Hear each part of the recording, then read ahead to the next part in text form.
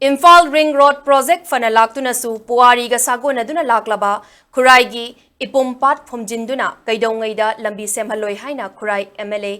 Susindro na fongdokre Engineer Kharana masagi aningba apamba kharada yumfam oiraga laukhalakliba project asi Khurai A-sigi miyamna yaba ngamloi project asigi mayokta MLA masasu lepli haina fongdokre haukiba ising ichawna maram oiraga chenthakraba Khurai hekrumakong gi yum nipan gi manungda ngasi yum mari khutsinaba asi tharaga punna yum taruk miyamda khusinakre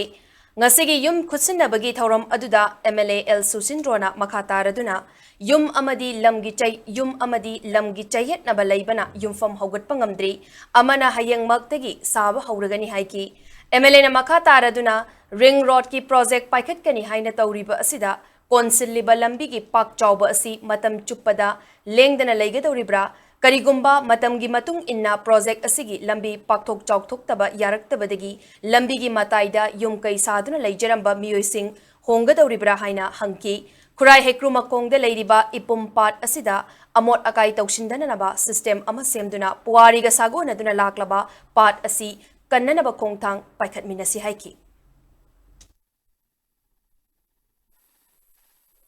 Mapansi kitang ising wang kalapong matamda ako'y hygiene job natin ako'y hainingin na hygiene natin heman gibadagi ako'y hygiene forest department ni poch lebak later na husi ising yu mayam na media da ubiri dune ad masung mo se hana gi lemba government na su masigi se ako'y lana yum sa gi hygiene natin ad lana gi mingonda pi gi hygiene natin flood ka related obviously khara adum season aba yahala me to handa kisina personal rule hek la ki ke koi gi officers sing hai ga dra moi mayum se ising thum da badawna moi mayum se forest ki department na ising du kan badawna tawro kan da am moment ta da taw se masi ai gi no ma soidana public sing na makhoi da hai ba tare employees ngi matakta wangang kani moi matakta soidana yamna akhu mi yang ko matamda forest department da thabak tawbiriba singdo madu masana atatai oina soidana tarakan maramdi prajasing kanamta penadi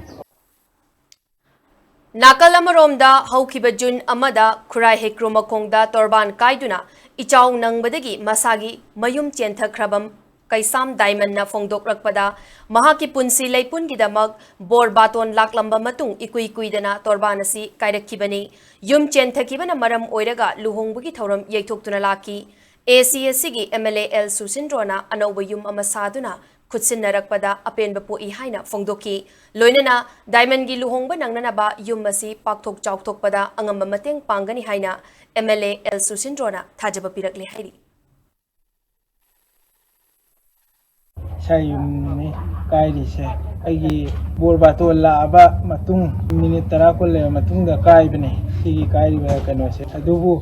ngasi akhoi aigi mangda lepi ba sar sina aigi damakta degi leiba mayam sigi damakta honabidana yum kai sembidana sabidana sarkar gi site gi puthoktraga su sar gi pocket gi puthoga sembiba sigi damakta aina sarbo hainga litana thaga chai amadi toru khudi makta sar su mai papo biu